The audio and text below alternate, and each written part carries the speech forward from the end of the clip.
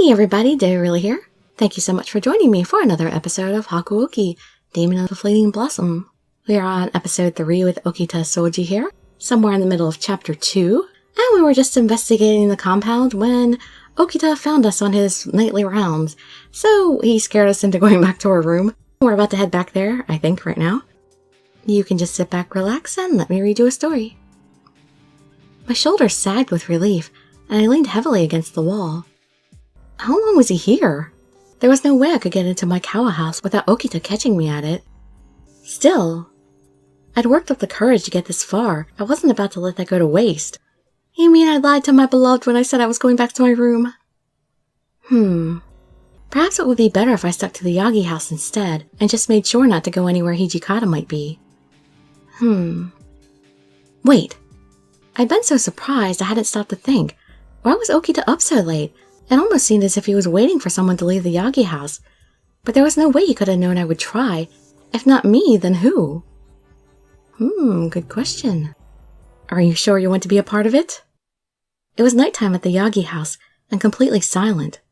I felt a little guilty for sneaking around, so I tiptoed down the halls as quietly as possible. Huh? Had my ears been playing tricks on me, or had someone just walked into the common room?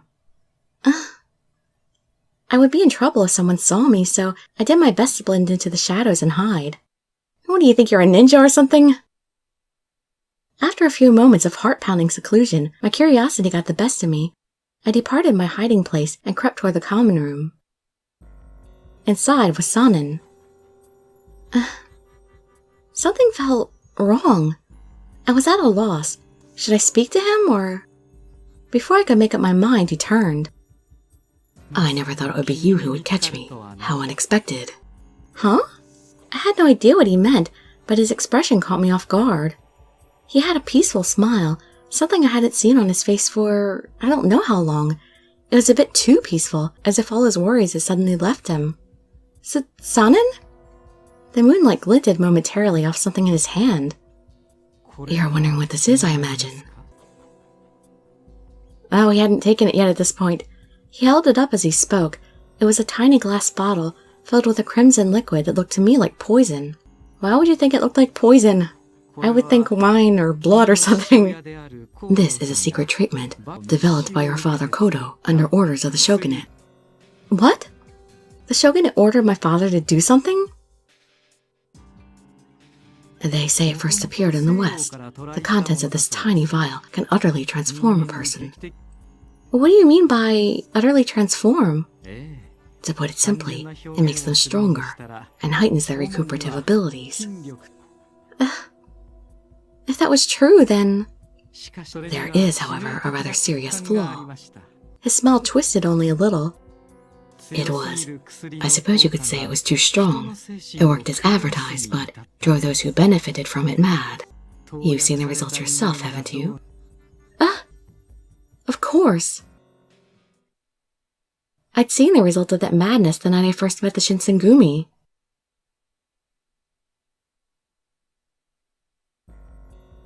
Yes, I see that you understand. His eyes thinned, and he seemed almost pleased. They were no longer capable of what one might call rational thought, and they were little more than bloodthirsty monsters. How horrible! What had happened to the soldiers I'd seen was terrible, but what pressed mostly on my mind was a single question. Even if it were on orders from the shogun, why would my father even be involved in such an awful thing? I struggled to process it, but Sanen only kept talking. Shut up, Sanen, I'm trying to think here. If they lose control whenever they see blood, then they're hardly much use in battle, are they? No matter how powerful or unkillable they may be. Kodo conducted experiments on the core during the development of his treatment. No! My father? Conducting experiments on human beings? That made men go mad at the sight of blood? I didn't want to believe it. I couldn't believe it. I tried to speak, but my chest had grown so tight I could scarcely breathe. Sanen either didn't notice or didn't care. Probably the latter. Unfortunately, when he disappeared, his research was put on hold. This vial here represents the fruits of my own personal research, based on what he left behind. He gave me a small smile and shook the bottle gently. The liquid inside sloshed from side to side, almost lazily. I've diluted it as much as possible. I had so many questions to ask him, but I didn't even know where I might start, so I simply spoke the first that came to mind. If you drink that, will you be okay? It won't make you go crazy? His brows knit for a moment. To be quite honest, I'm not entirely sure. I never tested it on anyone. Although human testing was hardly something I would have condoned, it was clear that he had very little idea what the concoction might actually do to him. His smile faded. If I take this, my arm will be healed. That is, of course, assuming I've mixed it correctly. You mean, you're actually considering taking it? He had no guarantee that it wouldn't simply kill him outright, and even if he did survive, it might well drive him insane. You don't need to do that. A substance that could turn one into a bloodthirsty monster was dangerous enough, but a new version of that substance, still unfinished. I have no choice. This is the only way to heal this down to arm. Sanen exploded, and I felt myself instinctively recoil from him. I'm already useless here. Even the men have begun to speak ill of me behind my back. That isn't true. You're a kind man, Sanen. Everyone loves you. Even though he'd been depressed, none of the captains had avoided Sanen or tried to exclude him. They were his friends, and they were just waiting for him to get back on his feet. How could you ever think that you're useless to them? You should never think that. There is no life for me as a swordsman. You would ask me to continue in some sort of undeath? His smile was cold, and perhaps a little sad. Let me die as a person as well. No! Straining with emotion, my voice broke as I cried out. Sanen looked at me and sighed. What special concern is it of yours? Leave me be. Still, I felt his tone soften despite his words, and he gave me a smile that could have been plucked from the days before his wound when I first met him. If I succeed, then my arm will be repaired. The odds against success aren't as terrible as you think. He was doing his best to tell me not to worry, but if he had made a mistake mixing the compounds, or his research was flawed somehow, there was no way to tell what might happen to him. I couldn't sit by and allow him to do this. I have to scream! Because Okita told me to scream if I saw anything weird.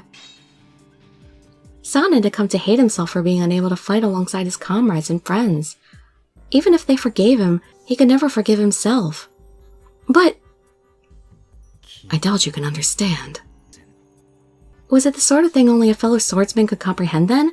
How could I convince him to listen to me? I said scream already! It was then at that moment of helplessness that I remembered Okita's words. Well, if you see something scary, just make sure you scream right away, alright? Okita? Of course! I could never know what Sanen felt, but another man devoted to the sword might. I'd seen Okita near the entrance earlier. Perhaps he was still nearby. Okita! But even as I cried out... Too late. Sanen drew his head back and drained the vial in a single draught. No! With a soft clink of glass, it rolled from Sanen's palm to the floor of the common room. I didn't know if the single heartbeat I heard was mine or his. There was a moment of silence. Then, without warning, Sanen screamed in agony and collapsed to the floor, his hand clawing mindlessly at his face. His hair began to turn white. Sweat made tens of tiny rivulets down his face, and his fingers dug into his skin, just short of drawing blood. Sanen, you have to hold on! His eyes spun in their sockets to focus on me, and his screams died away. Halfway to him, I stopped. I could see reason draining from him, but even more terrifying, I saw in his eyes something I hadn't seen since the night I'd first arrived in Kyoto. Behind me, I heard the door slide open. Okita, you... Good evening, Sanen. Was he actually expecting this? His eyes flicked from Sanen to the bottle on the floor, and then, almost as an afterthought, to me. Thanks for the heads up, Chizuru. Okita, Sanen is... Yes, she's right. This experiment was a failure. Okita, I hate to impose, but if you could... The last small attempt at humor, made him so pitiful that it was almost more than I could bear. When I looked up at Okita, his face was pale and tight, his mouth a thin line against a set jaw. He forced it into an attempt at a grin, but there was more pain in his smile than humor. Don't worry, I'll help you die. What? In a smooth, deliberate motion, Okita laid his hands on the hilt of his sword, his fingers curling delicately around it, one by one. My body shook with what might have been a sob. You're not serious, are you? You aren't really going to kill him, are you? I took a step toward him, but his cold eyes swiveled toward mine, and I froze. Knock it off. You aren't a part of this, so keep your mouth shut. Aren't part... But I'm... You're what? You think you're part of the Shinsengumi? He didn't even move, but his tone hit like a slap. I'd been living with him so long that my initial fear had almost completely disappeared. I felt like I found a place for myself. If you've already forgotten, then let me remind you. I knew it was coming. We only keep you alive because you're useful. You are not one of us. He was right. I wasn't one of them. I was all alone. I opened my mouth to speak, but nothing came out. Okita held my gaze for a moment longer and then looked away. What could I say? Okita, Sanen, even the floor I stood on, they all seemed so far away. Sanen's wet hair shook as his body writhed in pain. Okita's feet shifted into a fighting stance, and his grip tightened on his blade. They were almost close enough for me to touch, but it felt as if they were somewhere far away in another world. All I could see was Okita's back. Then there was something red. It looked like blood. I wondered what Okita's face looked like at that moment, but only the person who crumpled silently to the floor knew. Sanen! Blood had already begun to puddle beneath him, spread across the floor like a deep red tide. I'd barely taken a step when Okita's arm appeared in front of me. Stay away from him. What? But why? He didn't owe me anything, least of all an explanation, but this was just... Okita's eyes met mine, hard and cold. Stay away from him. I hurt him pretty bad, but I don't know what that crap did to him. He might still be able to attack you. Huh? What I did to him isn't enough to kill him. Not after he drank that stuff. He's not gonna die. Oh, thank goodness! I felt relief wash over me like morning sunlight. Even immobilized by Okita, however, Sanen was still unstable. If he lost control again, I had no doubt Okita would strike him down. But even so, Sanen was alive. I let that truth fill me, and I sank exhausted to the floor. Sanen fainted. Woken by my voice, several of the captains burst into the room. They all began to talk at once, but I didn't hear them. I was so tired and so much had happened. If I could just lay down. When I woke, I found myself back in my room with Okita sitting across from me. You can really be a pain, you know that? Oh. With my body and my mind rested, I began to recall more of what had happened the night before. After I'd passed out, Okita had carried me back to my room. How about you explain what was going on last night? Why were you in there with Sanen? Okita had never been particularly pleasant to me, but his tone was even harsher when I'd grown accustomed to it. I felt like there was someone in the common room. For a moment, I contemplated trying to lie to him, but I dismissed that almost immediately. He would see right through me. Apparently I'm a terrible liar and I know it. I was curious, so I had to look. I found Sanen in there. Okita narrowed his eyes but said nothing. Although my mind had cleared somewhat, it was still difficult to keep my thoughts organized. One, however, rose quickly to the surface. Is it true that my father had something to do with that stuff Sanen drank? Did Sanen tell you that? His voice was even colder. I nodded. What point was there to lying now? He said it made you stronger, but it drives you mad. Okita looked at me for a while longer, his eyes searching me for something. At last he sighed, and I saw his shoulders relax. You are the daughter of the man who made that stuff, and you've seen what happens to the men who go crazy. Well, I suppose you do have a right to know. It'd be better to just kill you, but oh well. You still thinking about that, or is that an empty threat now? His tone was light, but it was no idle threat. I had no illusions about his capability, both physical and emotional, to end my life if he saw fit to do so. So, you got any questions? I suppose I can answer one. Just one? I hadn't expected such a rapid about-face, and I struggled for a moment to put my words together. Why did the Shinsengumi get involved in something like this? It seemed like a foolishly simple question, but Okita didn't bother to mock me for it. Well, you know our job isn't as simple as rounding up Ronin and bringing them back to the authorities, right? Yeah? I'd been with them on patrol, and I'd seen firsthand the hardships the Shinsengumi faced. Most Ronin were desperate, and being faced with arrest made them even more so. Often an arrest turned into an all-out fight. When we started out, we were really short on men. He added not anymore with a laugh. After Ikeda, the Shinsengumi's recruitment rate shot up. Anyway, we didn't have many people asking to join, and those that did were pretty disappointing. And that was when some guy from the Shogunate showed up and offered to make us part of this experiment. They could hardly have said no to the Shogun, even if they'd wanted to. Still, such an arrangement would have seemed beneficial to both parties. The Shogunate got their treatment, and the Shinsengumi had a solution to the low number and quality of their troops. Then, you knew what the side effects were, and you still made them take it? He smiled. We didn't make them take it. It was their choice. Usually, if you break our rules, we make you cut yourself open. But for these guys... Wait, what? I heard that the Shinsengumi took their code very seriously, but this... Ritual suicide seemed a little extreme. For these guys, we gave them a choice. Kill yourself or drink the Shogunate's concoction. He laughed, as if something about that was funny. You get it. Don't you feel bad for them? I couldn't think of anything to say. What sort of choice was that? A certain death by your own hand, or madness and death by someone else's? The men that I'd encountered that winter night, had their last thoughts as men been hopes that they might survive the madness? It sounded horrible. Something that makes you strong and hard to kill should be really great, right? Sure, so long as you don't mind the side effects. The smile never left his face, but I could see a spark of anger in his eyes.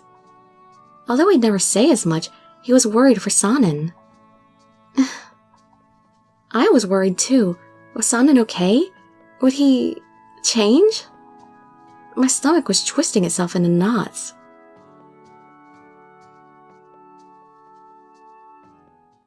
At long last, morning came.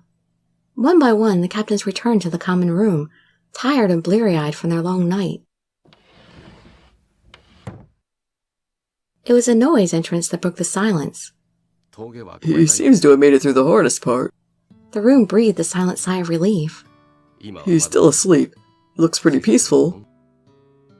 So, has Sanen gone crazy? Inoue simply shook his head. We don't know for sure until he wakes up, but he looks like he always has. That was when the door slid open. Good morning, everyone. The tension that had relaxed at Inoue's entrance pulled tight as a drum. Oh yeah, I think this is... Yep, I can forward. And here we are at our next choice. Instead of wanting to remain here, I will return to headquarters.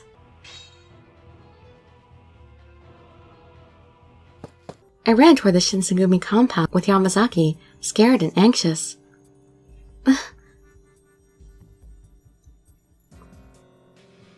Several times, I turned to look over my shoulder to make sure nothing was following me. By the time we reached the temple, I lost count of how many times I'd checked. I've got to go back to help them. There aren't very many men here at the moment. You should go to find Okita or Todo. They should be able to protect you if something happens. Without waiting for my response, he was gone. Another shadow in a night full of them. Suddenly, the night felt very quiet. The word demon echoed through my head, and their faces floated in front of my eyes. I shook my head. As the temple came back into focus, I felt very, very alone.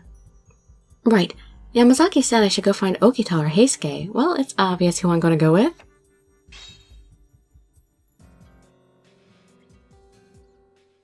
Huh? Chizuru? Okita looked up from cleaning his sword as I entered the hall. His gaze was puzzled. After all, I was supposed to be at Nijo Castle. What are you doing here? And what are you doing here alone? You get in trouble. I bet Hijikata sent you back here, huh? If only... Yeah, something like that. His grin slid away as he turned serious. Alright, you better tell me what happened. Just thinking about it made me shudder, but something in Okita's eyes urged me to tell him. I swallowed and began to speak. When I mentioned the name of Chikage Kazuma, the man who defeated Okita at the Ikeda Inn, I saw his hand curl around the hilt of his sword, knuckles white from strain. I told him everything except how they'd called me a demon. If only I'd known they were going to show up. No way Kono could have kept me here.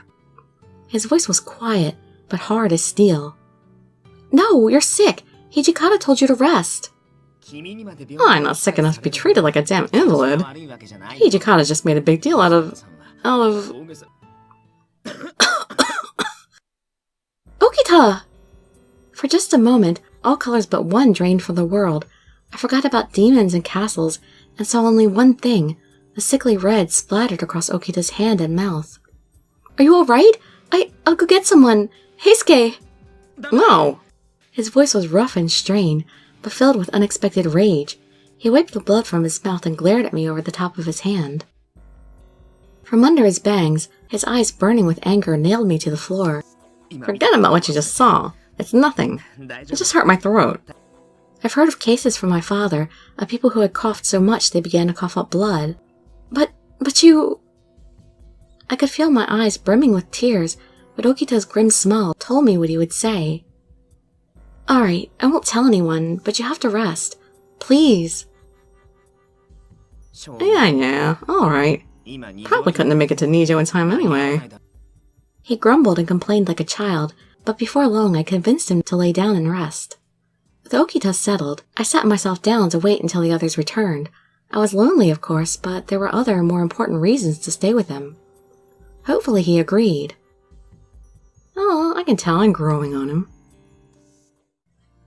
And for our next choice, obviously I'm worried about Okita. I felt so bad not saying I was worried about Okita in the last one. It's like, it's none of my business. Come on, you care about all the guys, they're all your friends.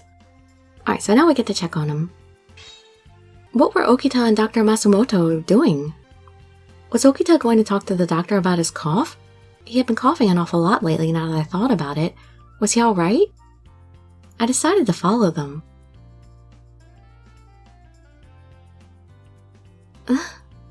Huh? Unfortunately, I'd waited too long, and by the time I made my way outside, they were gone. Shimada, have you seen Okita and the doctor? Oh yeah, I think I saw them on their way to the courtyard. Thank you. Don't mention it. Just slow down before you hurt yourself, alright? Yes. I bowed quickly and turned toward the courtyard, then paused. The courtyard? Should I try to catch up, or should I go around the back and try to reach the courtyard before they did? I will catch up. I figured my best course of action was to follow them and hope I could catch up. And there they were, just like Shimada had said. I could see Okita and the doctor sitting on a bench talking. Their expressions were grim, and so I kept my distance and hid as best I could. Eavesdropping was not something I was proud of, but I had a terrible feeling about Okita. Yeah, and I guess no matter how many times I asked, he probably would never tell me. I'll be honest with you, Okita. You have tuberculosis. For just a second, my heart stopped. A shiver ran down my spine, and suddenly I felt very, very cold. Had he just said... I had a feeling that was it. The real thing, huh? The famous disease. Okita has... You aren't surprised? Well, it's my body, Doc. Okita has tuberculosis? It was all I could do to keep from screaming. My whole body shook. I gotta tell you though, I'm not really used to getting my health advice from doctors, you know. This isn't a laughing matter. Well, don't let this fool you. I ain't scared crapless, believe me. I suggest you leave the Shinsengumi and recuperate. The sideways smile didn't leave Okita's face. You need to relax and take it easy. Go somewhere where the air is cleaner. Eat healthy and keep up your energy. Sorry, no can do. Look, this is serious. If you don't deal with this... You're asking me to leave the Shinsengumi, Doc. I can't do that. Why are you so desperate to stay here? My life's only got one purpose. And when I might die doesn't change that. I'm here to kill anyone who stands against the Shinsengumi. Simple as that. If I die, I can't fulfill that purpose, sure. But sitting on my ass out there in the country isn't gonna fulfill it either. You get it? If I'm gonna die, that's the reason for me to stay, not a reason for me to go. I understand. If your condition worsens, then you may end up causing trouble for your friends. You understand that, don't you? If you insist on staying, then you must agree to do as I tell you. If you don't, then I'll tell Kono about your condition. I think we both know what he'll do. Hello, blow, Doc. Man, this means I'm gonna have to take some really disgusting medicine, doesn't it? Of course. And rest a lot. If Okita was really going to die... His words lay heavy on my heart. Oh... My chest was tight, and breathing had become an effort. I leaned heavily against a nearby support, and struggled to hear the rest of their conversation. Masumoto had gone quiet, and his eyes looked off into the distance. Okita grinned and nudged him. Look, Doc, please don't tell Kondo and the guys about this, okay? Promise. His tone was as casual as ever, but there was something more there. Desperation? Fear? Concern? All of the above? Dr. Masumoto seemed to hear it too. He blinked suddenly and turned his eyes to focus on Okita. Well, I suppose there are certain things that not everyone needs to know. He was quiet for a long time. At last he sighed, and his shoulders slumped. There's something I've already been keeping secret. I just can't bring myself to tell her. He looked up at the sky for a moment. There's a rumor that Kodo is working for a group of extremists, some sort of imperial nationalist Ronin. How could I tell her that? Well, you don't have to now. The news of Okita's illness had me so scattered that I almost cried out at this new piece of intelligence. I clapped my hands over my mouth. My father working with nationalists? Then Dr. Masumoto did know something about where my father was. Well, sometimes you get the bear. And sometimes the bear gets you. Yes, I know. Well, I'll be around more in the future to come by and check on you. Make sure you don't push yourself too hard, alright? Thanks, Doc. I was lost in thought for a few moments, and when I finally looked up, Masumoto had already left. Okita had tuberculosis.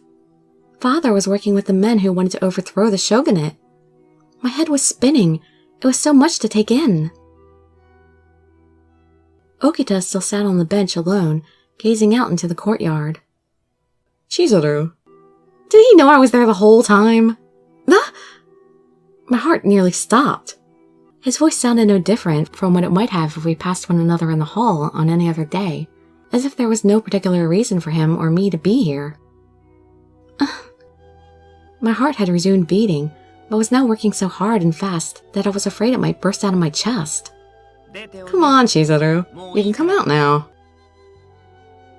He turned and looked straight at me, his mouth twisted up in a half self-satisfied smile. He'd known I was there the whole time. Well, there wasn't much point in hiding it now. I took a deep breath and stepped toward him. That's alright. Come sit down over here. He gave me a grin and patted the bench next to him. And we'll break there and see what kind of conversation we can have with Souji in the next episode. Hope to see you there or in some of my other videos.